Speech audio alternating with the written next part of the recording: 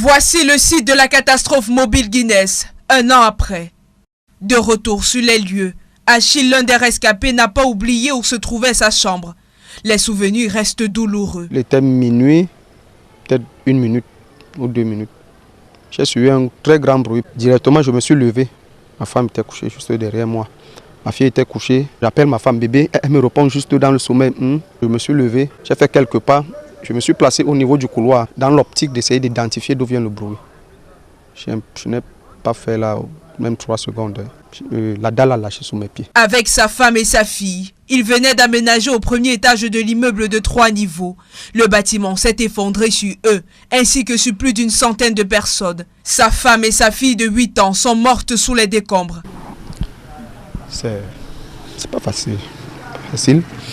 Ma vie a basculé d'un cran. Sa vie, ainsi que celle d'une centaine d'autres personnes, comme Jacques, habitant de l'immeuble voisin.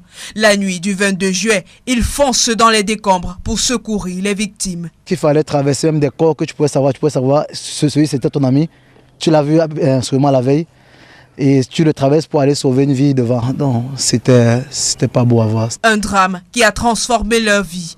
Aujourd'hui, Achille partage une chambre avec un camarade. Ses conditions de vie sont difficiles. On me traite n'importe quoi, n'importe comment. Parce que je partage une petite chambrette avec un petit garçon. C'est juste depuis lundi que j'ai repris le service. Dans mon quotidien, c'est difficile. Très très difficile.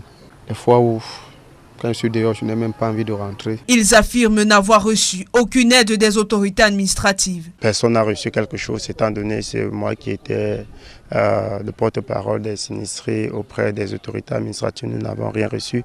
Et nous ne sommes pas quand même restés sur nos chaises, nous sommes quand même aussi allés, nous sommes allés vers eux en leur demandant également de l'aide pour qu'ils essaient de nous apporter le soutien. Jusqu'à là, nous n'avons rien reçu. L'immeuble qui s'est effondré menaçait déjà ruine. Suite à ce drame et à plusieurs autres similaires dans la même période, les autorités avaient annoncé une campagne de démolition des immeubles à risque dans la ville de Douala. Plus de 500 bâtiments avaient été recensés. Un an après, la mairie n'en a détruit qu'une dizaine.